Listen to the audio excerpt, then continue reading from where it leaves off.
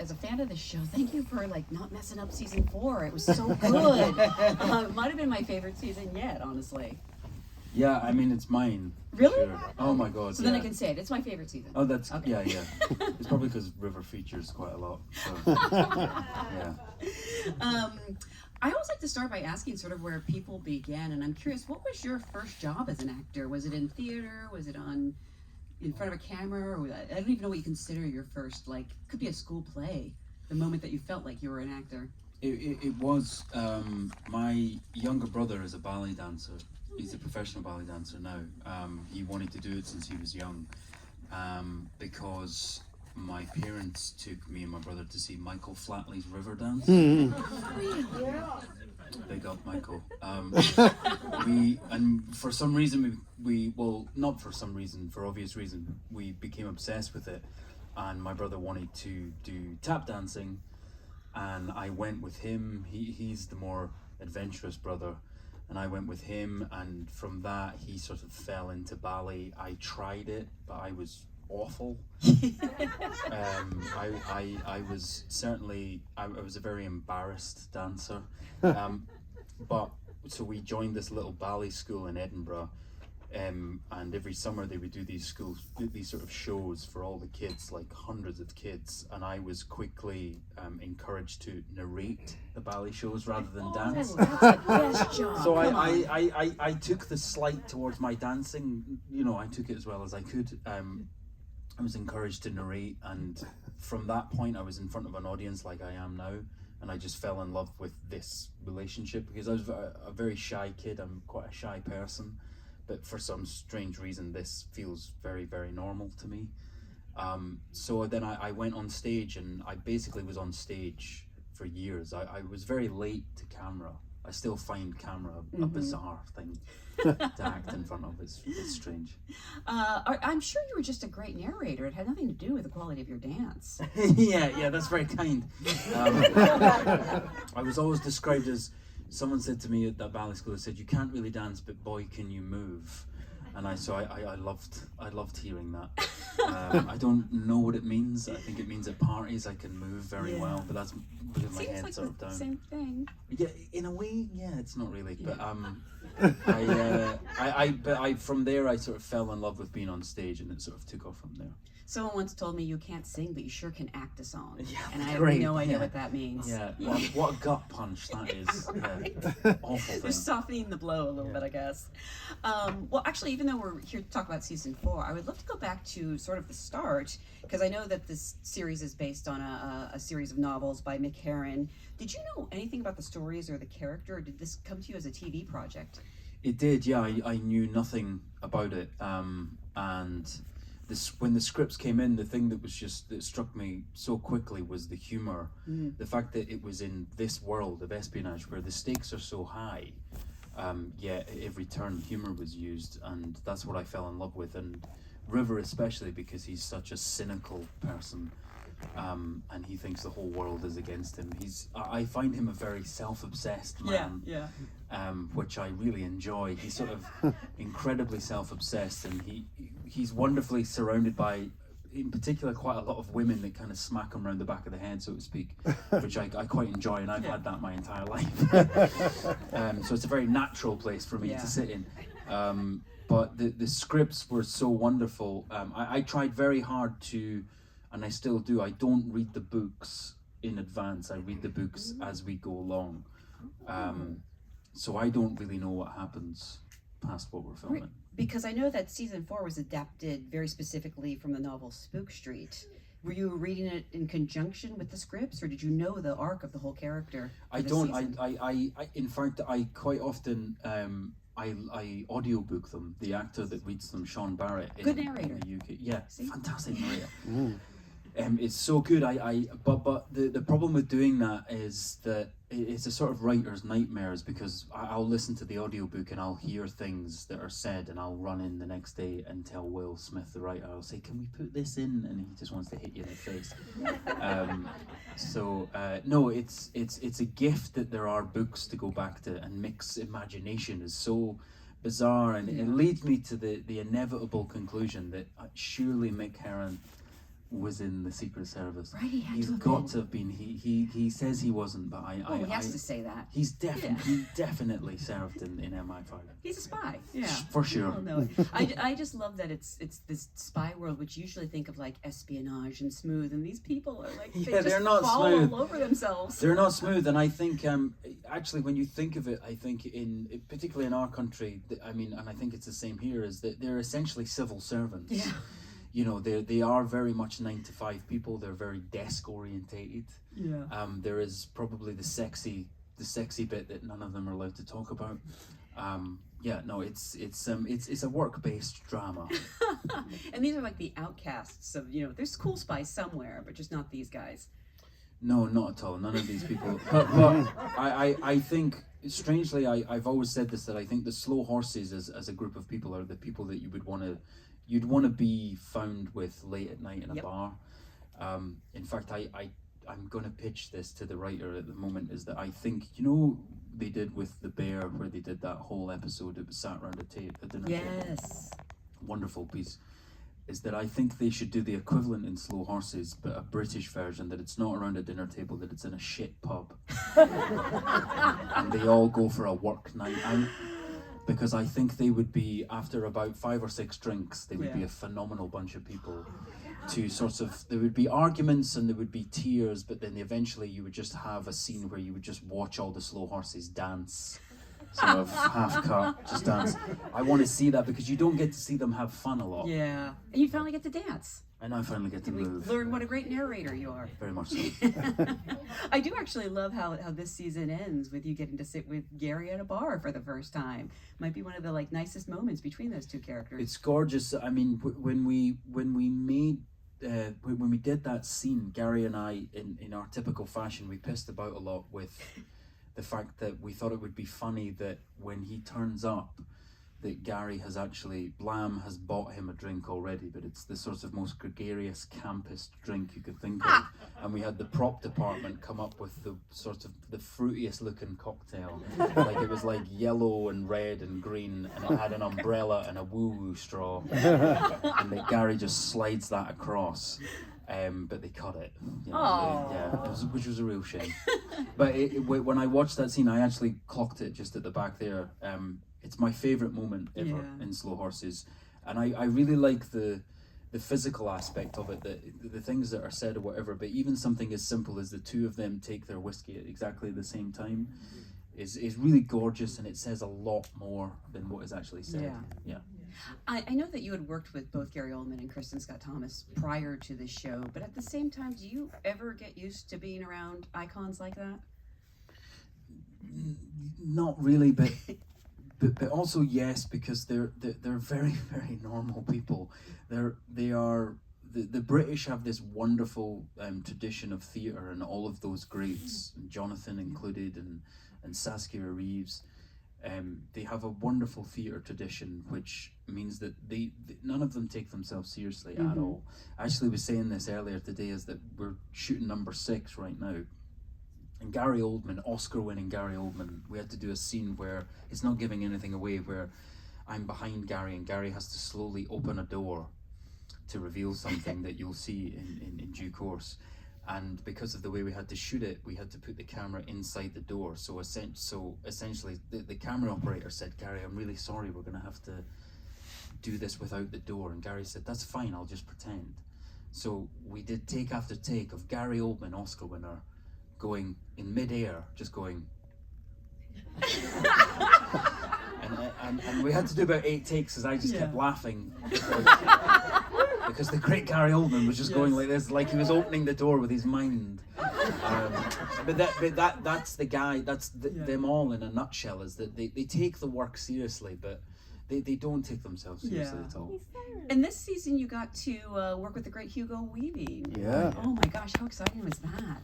It was incredible, and because Hugo's made his name playing these really sort of iconically evil or very staid men, and he's just this big, lovely Australian, warm-hearted, lovely man. So no, it was a stroke of genius to cast him. I always think that you have to get the nicest people to play kind of the most evil characters, so people know that, yes, it is an act, and people feel safe with them on set. Yes, of course, but I also think that is acting. Real acting is being able to play something that you're not. I think those people that play arseholes or horrible people who insist on being arseholes or horrible people when they make the film, I'm like, that's not acting. We can all be arseholes. Yeah. Whereas the skill is being able to just do it like that, and all of these people can do that. Yeah, he's so mesmerizing. I feel like I get lost in scenes with him and just like forget to act. Yeah, he's mesmeric, and he's sort of he's very twinkly. It's good. He's incredibly twinkly. Yeah. So you sort of he shuts it off very quickly as soon as the red light comes on. Really, that's so fascinating.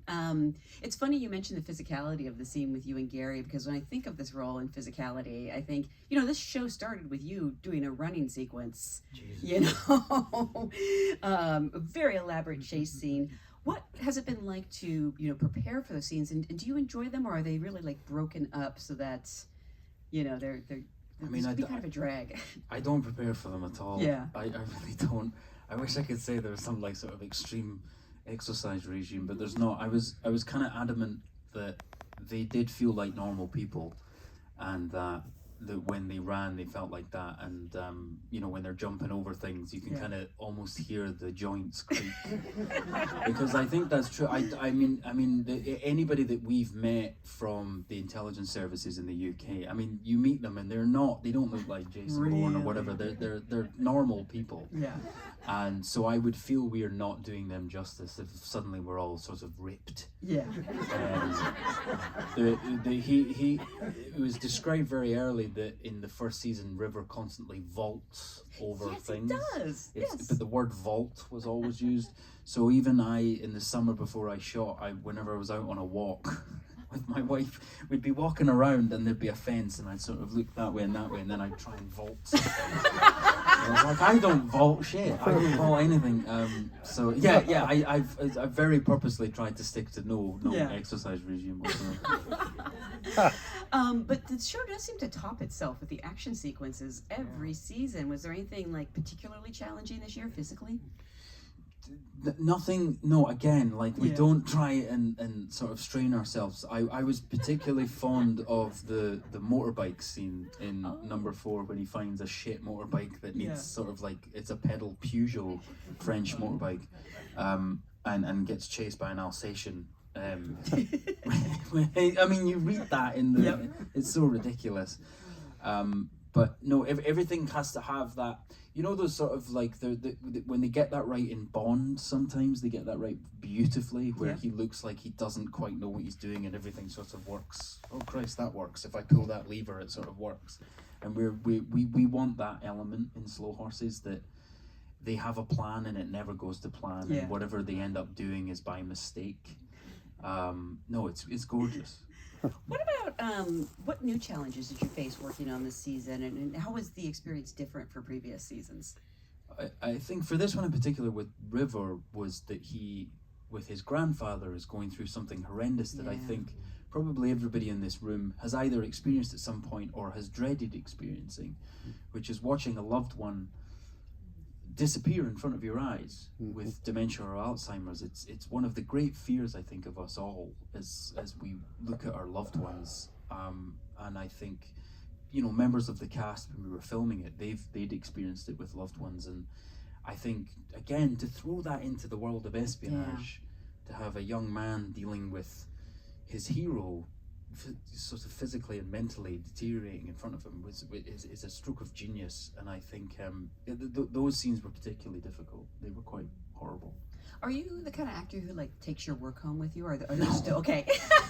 No, not in the slight. Not honestly, not in the slightest. I make it my mission not to, because I don't experience it when I'm there. Really? You know, I sit in front of Jonathan Pryce, who is pretending to have dementia, and then he doesn't have it after cut. Yeah. So I'm not going to pretend that he does, because I you know, on a serious note, you know, those things happen in real life, and you know, I've over the course of my career, I've played a lot of real people, and I've played a lot of soldiers, and been asked that question, you know, and I'm never going to pretend that I know what it's like to go to war. And I would be doing the people that I'm representing, an injustice if I did. and actors that talk as if they need a smack. But at the same time, when you're acting, your body doesn't always know the difference between like trauma and the trauma you're putting it through. So do you ever find yourself like sometimes going home and like feeling this weight? No, never. I never do, and That's a skill, though. But that's what I believe is the skill. Yes. The skill is being able to. I fell in love with acting because of being on stage, and the off stage, as people in the audience will know as well, is the behind the curtain moment, in the wings. I fell in love with being in the wings and pissing about with cast members, pretending to do things or talking about what we're going to do that night, and then I walk on stage and suddenly I'm Angelo in Measure for Measure or whatever. That's what I enjoy, is the buzz of being one thing 1 minute and not. And it's not in my interest whatsoever to carry anything home, because I think, well, if I carry it home, what's the point? It should have been there between action and cut. No, not at all. I love how dysfunctional all the characters are, but River is specifically often the cause of a lot of trouble. How do you think he's grown since the series started, or has he? Or do you kind of love that he's still out there making trouble?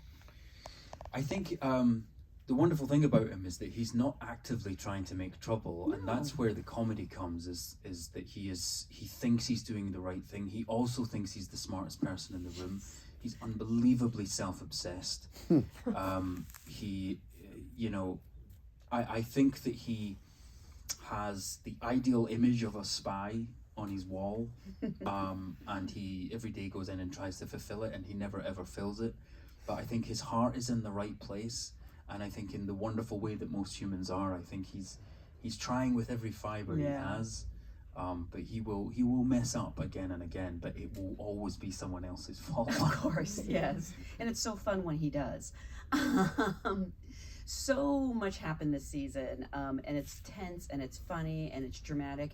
Do you personally have a moment of yours that was your favorite to film? Genuinely, the motorbike Scene. The motorbike, yeah. Was a lot of fun. Just as a sort of the inner teenage boy being chased by a dog was great. But the moment with Gary right at the end, was gorgeous. Because sometimes genuinely, and I get asked this question a lot because of the caliber of the people that are in this, and I do forget sometimes because they are such normal people. But that was a day. It was an afternoon shooting that scene where I was looking across and I was thinking, that's Gary Oldman. Like, that's bizarre. Yes. That's Gary Oldman, and it's me and him, and we're on the same screen. And Gary's the last person in the world that would ever make you feel aware of who he is. But his brilliance, and sometimes I look at Gary and it sort of goes like a Rolodex in front of my eye. I'm doing it now. All the parts he's played just go tick, tick, tick, tick, tick, in front of me, and that was one of those days. Oh. Yeah, right now as you were saying that, I was like, Commissioner Gordon. Oh my You're God. acting opposite Commissioner Gordon. I know. Harry, Sirius Black. Oh, Sirius Black, because I've said it to him before. I was like, I know you've done that, and you've won this, and that, but Sirius Black is one of the best performances, one of the best Gary Oldman performances. He has a twinkle in his eyes that every character, sorry to be a Harry Potter fan, but every character that meets Harry Potter, all those legends, Gary's character is the only character that meets him, has a glimmer in his eyes where he looks at him as if he knows him and he cares about him and he will be fine with him, and it's just gorgeous, and it gets lost in those mammoth kind of franchise films. He's just one of the best. My favorite character of the series. And it wasn't that way in the books. It was because of the movies. He's just phenomenal. You mentioned that you came to film acting kind of later. What do you like about the medium of, stage and the medium of television and film that is different, or do you think of it all as sort of the same thing? No, I think they're completely different professions. But this is only my opinion, and it's because I grew up on stage. Is that, again, I say, like, this, I find this very normal. With screen, I find it the complete opposite, because I've said this before, but I feel like it's acting on a construction site. I feel like it's, because it literally is a construction site, film sets. Yeah. There's like a guy putting in like a bit of a lighting cable, there's a guy painting this, and then you come over in a costume and you go, can you all stop? I need to do my monologue, and it just doesn't feel it doesn't feel warranted. It feels so bizarre. And with something like Slow Horses, it's been the same crew since day one, which is magnificent, and they've become family. And again, that starts to feel strange. Yeah. Like you've stopped your family on like a Christmas day and gone, I'm going to do a piece now. Yes. I still find it bizarre. I find film actors endlessly impressive.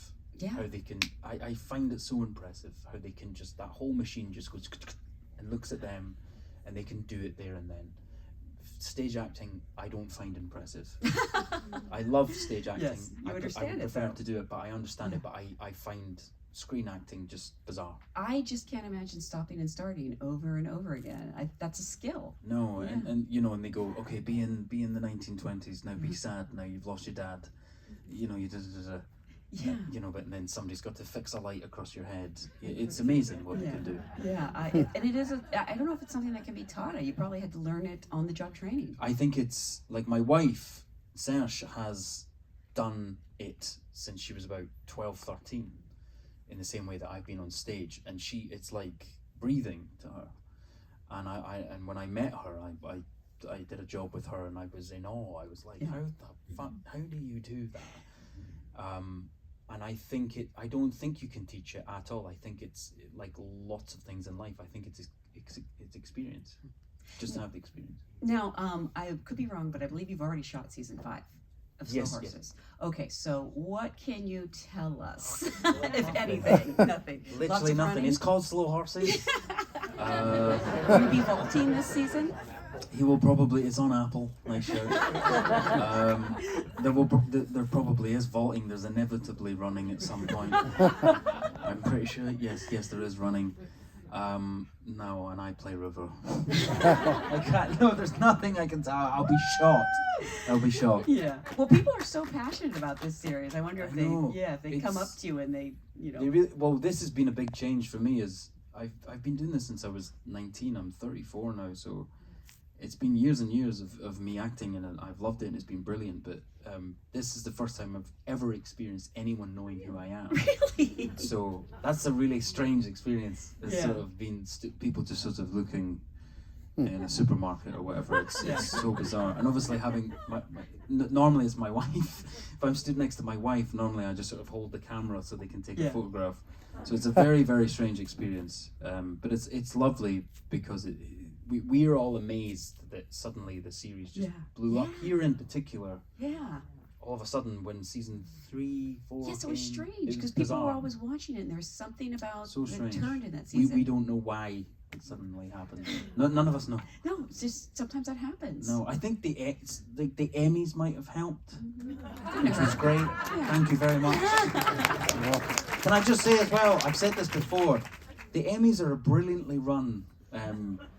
Award show. Yeah, that's what I heard. Just very efficient. Yeah. And the fact that you guys have commercial breaks over here, every 3 awards everybody got up and stretched and went to the bar or went to the toilet. In the UK that doesn't happen. You sit for 3 hours. So like the BAFTAs just go all the way through? They just go all, and also I was in awe of how 45 seconds and they played the exit music. People were thanking their dead grandma. And they were just like, I was like, this is amazing. Yeah. It's so well run. Like, we need that in the UK. We need more of that brutality. Yeah. They played John Oliver talking about his dead dog. Yeah, I know. They really. I was gobsmacked. I was like, oh my God, they're playing that person No off. mercy. It was great. I take my hat off to it. It's pretty awesome. I'm curious, has anyone come up to you in a grocery store and asked 4-time Academy Award nominee Saoirse Ronan to take a picture of them with you? Yeah. It has happened! It was actually one of the greatest moments of my life. Saoirse and I were in a queue for an airplane, and it was a long queue, and we'd all, you know, the boarding had been called, and she sort of turned and she went, oh God, and I went, what? She said, there was this girl come with a camera, sort of looking like this, coming over, and she was like, it's going to be awkward because we're getting on the same plane. It's how do we? And I went, don't worry, it'll be fine. And so she came over. She's going to hate me for telling this. She came over, and this lovely girl went, I'm so sorry, Jack, can I have a photograph? And I was like, And I gave it to Serge to take, and I was like, thank you. You can have all the photographs you want. That is Yeah, it's great. It's amazing. hilarious. That's awesome. Well, again, I want to remind everyone that all episodes of season 4 are on Apple TV, so you can rewatch it again and again as we wait for season 5. If everyone can stay seated, Jack actually has to be somewhere, so we really appreciate it. Thank you so much for Thank being you. here. Yes, thank you. Thank for you. being Thank you our so audience. much. Thank you. Thank you for watching. Thank you. Thanks, Jack. Thanks, guys. Good to see you.